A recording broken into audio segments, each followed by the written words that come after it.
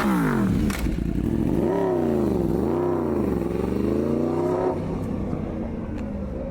is going on, you guys? Welcome back to the channel. Back with another video in the garage.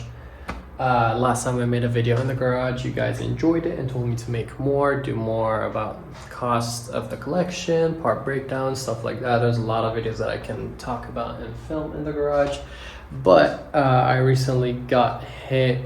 Well, didn't get like hit, you know. Everyone's gonna be like, what, you got hit? No, but I got hit with all the registrations of these bikes. Well, a few of them at least. So we're gonna talk about the cost pretty much of having all of these bikes. So we have 7 bikes in the collection, as you guys can see. Start with the Yamaha R1M and then the Ninja H2. Those were the first in the collection. Well, technically I got the H2 before the R1M, but so yeah, we have the Ninja H2, the Yamaha R1M, and then I got the V4R right here. And after the V4R, I believe I got the Aprilia. That was number 4. Number 5 was the M1000RR. Then we got the Fireblade. And finally, we got the MV Agusta Rush. So all 7 bikes, I'm gonna talk about registration and also not maintenance, but just kind of like telling you guys that like there's more to just buying the bike, especially when it comes to these bikes. And I've definitely come to realize it more having this many bikes because I never get a break, you know what I mean? For example, let me sit. I got rid of the chair that was here because I literally don't even have room. So now we're gonna be sitting on the bikes when we film those videos, which isn't bad, right? I have 7 seats here, so we can do that. As I said, like a lot of things come with having all of these bikes, especially like super bikes, you know, all of them are, I wouldn't say all are high maintenance, but you still need like at least yearly maintenance for all of these bikes. We're gonna start first off with the registration, just because this is what I'm paying for right now and this is what's hitting the most. So we're gonna start with the registration first, and we'll start from the cheapest and work our way up to the most expensive. We'll start with the R1M. The R1M and the Ninja H2, we're gonna round them just to make them easier to calculate or whatever, but the total registration for all the bikes yearly is $2,500, $2,500. I think, I'm not 100% sure, let me know down in the comments if you guys know 100%, but I think registration is based on the value of the vehicle, but also I think the year affects it a lot, because my 2 cheapest vehicles are actually the R1M and the Ninja H2, which I guess could make sense, but the Ninja H2 doesn't really depreciate as much, nor does the R1M, because they're both kind of like special bikes. But I have noticed a big price difference between these and, for example, like even my Aprilia. They're cheaper than the Aprilia, which doesn't make sense, but they are. So the cheapest ones would be these 2, the R1M and the Ninja H2 are around $150 to register a year. The Aprilia back here is my 3rd cheapest actually. Yeah, and that one is $300 to register. Then we have the big boys, and next up, this is a 2019 bike. So this one is actually really expensive. I don't know why, but even though it's a 2019, because this and this are the same year. Yeah, the V4R, even though they're the same year, is like $450, which is the price of the Aprilia and the R1M combined. So or the Aprilia and the H2 combined, just for the Ducati. So $450 for this bike. The M1000 that I'm sitting on right now is also $450. Again, I'm rounding up a little bit. This is, I believe this one is a little bit more than $450 and this is a little bit less than $450, but we're just averaging out just so it's easier for me to remember all of the numbers. So yeah, this is another $450. The Fireblade, I believe I forgot because I haven't paid the registration yet, because I got it late last year, so I've only had it for, I want to say, yeah, like about half a year, maybe a little bit more than half a year. So not too long ago, but I haven't renewed the registration. I just, when I got it, you know, got it registered and all that. But I think it was around like also $400 to $450 as well. And definitely same thing with the Rush, because the Rush is, I mean, the Fireblade is a 2021. And but that bike is like $30,000, but the Rush is like a 2022, and this bike is $45,000. So this bike is probably going to be like $500. It's probably going to be the most expensive to register.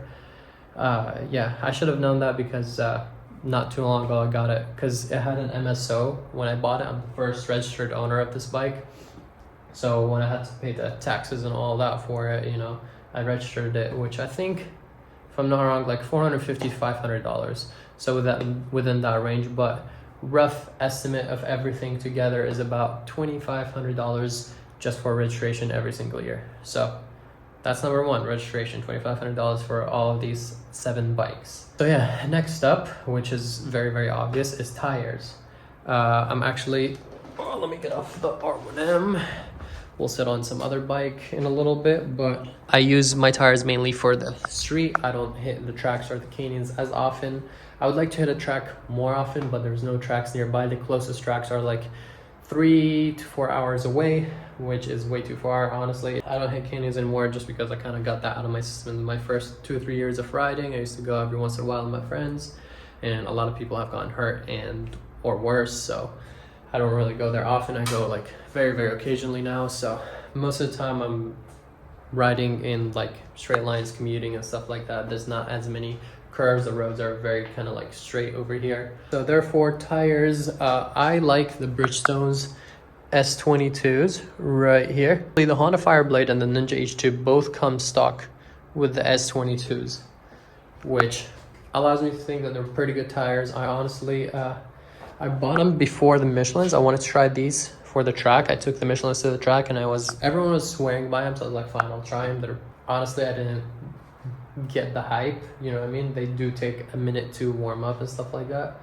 So I think the S22s are great. The S22s have a harder compound in the center and they're softer on the sides, so they last longer when you're just commuting, but they're still soft on the side. If I press on it, like my nail barely goes in, but if I do it to the side, it's way more squishy. I mean, you guys probably can't see that, but if you do decide to go to, you know, canyon, track, whatever it is, you still have grip on the sides. But for most of the time when you're just commuting and doing regular riding, they will last you longer, because these tires got destroyed within like 1,000 miles. But again, I haven't like been planning on doing any aggressive riding with it, so I just kept riding it, and now it's definitely time. As you guys can see, it's time to replace this. I just got an order for tires, roughly for a tire set, which S22s or in general like a decent tire set will run you with install about $500, maybe $450, maybe like between $400 to $500 depending on the tire and all that with install. So unless you do it yourself, which if you have a tire machine, then great, you'll save yourself like $50 to $100, but let's just say about $500 a bike. So that'd be $1,000, $2,000, $3,000, $3,500. So $3,500 for tires. I want to say 1,500 miles to 2,000 miles. Like the tires on that 1,000, I just got to like 1,800 miles and they are done. But I also did a track day with them. So I didn't do a full track day. It was kind of like I did like 4 sessions or something like that, but still, like I did do a track day with these tires. So obviously that will destroy them more. So let's just say 2,000 miles. If I'm putting 2,000 miles on all of them, let's just say once a year. For me, roughly like a set of tires a year with all these bikes. So that's $3,500 for tires, and we said $2,500 for insurance. So that's $6,000 already a year just for tires and registration and insurance. I haven't even talked about insurance. I might do a separate video on insurance, or I might put it in this one too. I don't know, we'll see. So we got that. Another thing that you gotta do yearly. So before, don't take this as a kind of like a guide, because each bike needs certain things. Like for example, the Ducati, as you guys have seen on the channel, it has a dry clutch, which requires maintenance every 1,500 miles, which is ridiculous. You're supposed to replace your plates every 1,500 miles. Those plates are like $600-700 besides the job, so you're out $1,000 every 1,500 miles. So yeah, I replaced the plates and the basket, so that job cost me a good amount. Yeah, it just sucks because this bike like doesn't even have 5,000 miles left, and already has like about, I guess for that clutch, like $1,500 to $2,000 or whatever. I forgot how much I paid for it, but the basket wasn't cheap either. But yeah, let's just say $1,500 in less than 5,000 miles. And and I also had to replace the basket because I didn't replace my plates early, within the 1500 miles. So like the basket, when I replaced it with the new plates, the basket got a little bit worn out or whatever. So we just got a new upgraded like basket that's like billet, supposed to last longer. So that's why I replaced that well, just so the bike runs perfect. So besides like little maintenance stuff here and there, the R1M is actually one of the best bikes when it comes to that. It doesn't even need a valve adjustment until 26,000 miles, which I think is the highest out of everything. Everything is usually around like between 12 to 16,000 miles. That's when a valve adjustment is recommended. The crossplane engine with the R1M only needs that every 26,000 miles, which is really great. The H2, some people ask about maintenance on the H2. The H2 is a very fast bike, very powerful bike. It makes a lot of horsepower, so obviously like stuff might wear out faster, such as the clutch. The bike does have about 8,000 miles, so like yeah, I rode it a little bit more than the Ducati, and so like a clutch replacement wasn't like really that bad, and also wasn't as expensive either because the parts and everything are not as expensive as the Ducati. But still, regardless, great bike. You just gotta kind of like take care of it, you know, like the basic stuff. Other than that, like I don't think it's giving me anything bad, but I have heard of a few H2s that have an issue that if they let them sit for like a couple months or more, they start having like an ECU problem, maybe a ticking noise. I don't really know what it is, but I remember like it's a thing that happened with a few people that I know that have H2s, like maybe two or three of them. This, on the other hand, as I told you guys in the last video that you guys saw I posted with the Ducati, is that it has a leak from the other side. So this engine cover, not from this side, from the other side. I'll try to sneak in there and show you. This guy right here, there was an oil leak right here, which I googled and turned out that it's a common issue with Ducatis, and it's the output shaft for the transmission output shaft seal thing. I don't really know, I'm not a tech. When it comes to this stuff, I don't know too much. I know the basics, but yeah, so apparently it's a common thing that thing they just leak oil, and it happened recently. Last time after I rode it, I was cleaning it and I saw the leak, and I was like, oh great, this doesn't look good. Because if you guys don't know, these guys right here are bolted into the subframe. That's why on this bike I didn't want to, or one of the reasons why I didn't want to do the full carbon subframe, because then you couldn't put this on. So, and I really like them. As you guys can see, this side, it just looks naked without, and especially the other side with the red decals where it says Desmo Sedici. So, but yeah, those bolt literally to the inside of the subframe, so we had to pull the whole subframe just to install these. Yeah, it's definitely not going to be a fun job to fix this bike. Definitely so far, this is the highest maintenance bike for the amount of miles, like 5,000 miles, and the clutch costs a lot, and now this leak and Ducatis, you know, and I know all the haters are gonna be like, I told you so, and I get it. You guys did tell me so.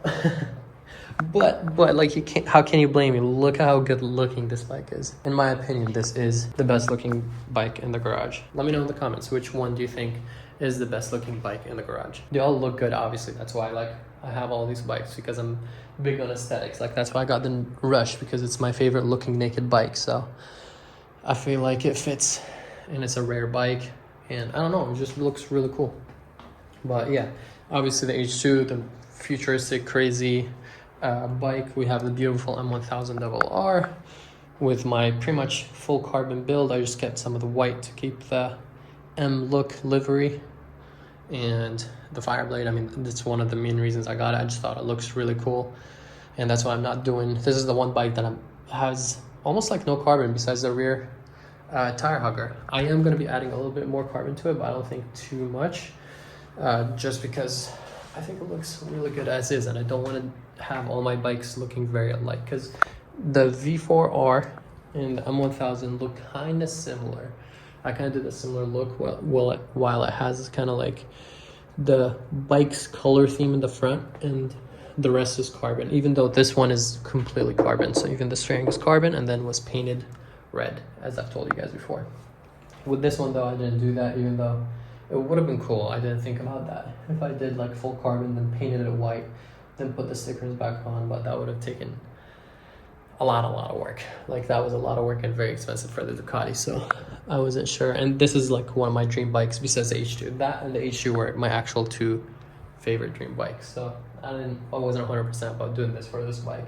This was already very expensive build. I got carried away talking about, but I can talk about bikes forever. So I hope you guys enjoyed this video. I'm only doing this again because you guys enjoyed the last one when I did walk around of the full garage tour. So I'm doing another one talking about how much it costs to own all these bikes yearly. They say at least change your chain once a year, at least. I definitely don't do that, and I'm guilty, and I feel like I need to, but you should be changing your chain at least once a year, just so it doesn't, I don't know, snap on you or anything like that. I don't even take care of my chain. That's a really bad habit that I'm trying to change, but I do look at it every once in a while and make sure that it's not completely like disgusting or rusty or anything like that. So I guess if you calculate, like once a year is fluids. So your fluids, even if you don't ride, I usually change all my fluids every 2,500 miles. Yeah, I do it every 2,500 miles just so it's easier to track. So I go like 2,500 miles, 5,000 miles, 7,500 miles, 10,000 miles, you know, unless I do a track day or I do a lot of dynos, then I do it more regularly. I get another oil change or whatever, but I'm not talking about just oil change. We're talking about oil change. We're talking about your brake fluids. We're talking about your clutch fluids. As you guys can see, they're looking a little bit darker on the Ducati, a little bit darker than the Yamaha right here. My Fireblade looks very clean. Replacing your fluids, that will run you, so 250 multiplied by 7, that's something I have to do every single year, or maybe even more if I'm putting more than 2,500 miles per bike a year. But that's already a lot of miles, because that would be 17,500 miles. Also keep in mind, I do have cars, so I drive, so yeah, but 20,000 miles a year, well, it's gonna be more than that because I drive a lot too. So yeah, that's a lot of miles. So like usually for me it's once a year for fluids, but it's recommended, even if you don't hit those numbers, it's recommended for you to do those fluids once a year as well. So 1,700, let's just round it up to 2K. We got the tires, the chain, the registration, fluids. The stuff that are guaranteed, which I have to do every single year, is tires, fluids, and registration. And those three would be, we said, total of $8,000 just for the necessities, the basic stuff, besides extra maintenance or anything like that. I mean, just this alone to replace once a year, which I'm gonna have to do at least once a year, was like about $1,500. And then you have other random stuff that usually come up, like now I have another leak with this thing. Well, technically, like most of the bikes have been good, but also they're all still very new. Kind of for the most part, most of the time when I go to the shop is to install parts. Like for example, I finally got my rear sets for the MV Agusta Rush. Pray for me, hopefully they fit. I'm pretty sure I verified and made sure that like they would fit, but just in case, stuff always goes wrong even though it's supposed to fit. So I hope it's good. So this bike is going to be GP shift and we're not going to be struggling. We can enjoy it a little bit more.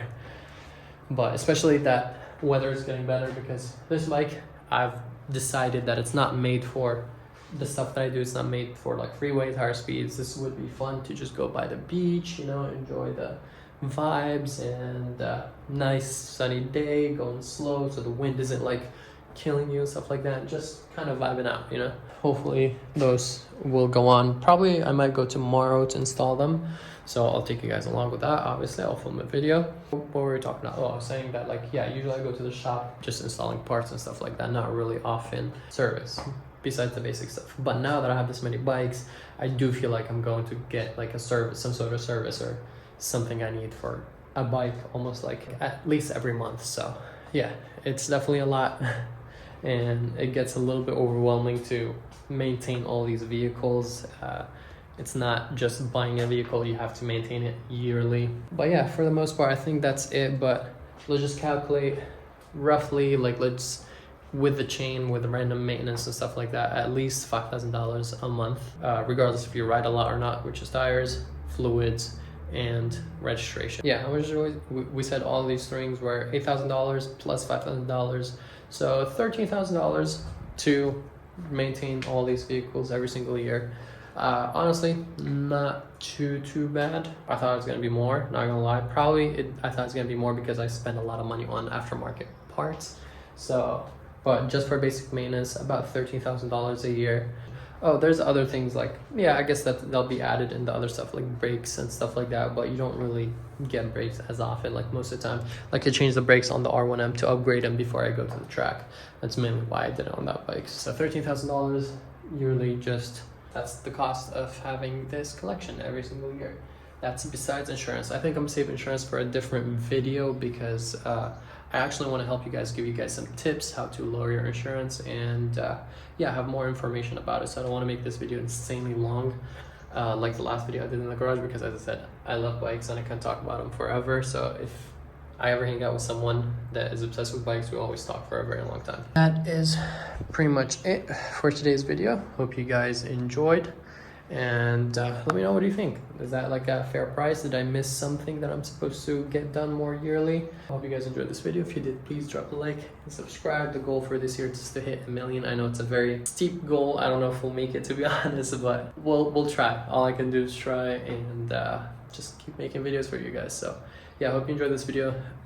Stay tuned for the insurance video, and let me know in the comments if you do want to see a video of how much I pay for insurance for all of these bikes, and to give you also some tips how to lower your insurance rates and stuff like that. Also, just like the last video, type in the comment W if you watched the whole video. So I appreciate if you did. Thank you so much, and yeah, peace out and ride safe.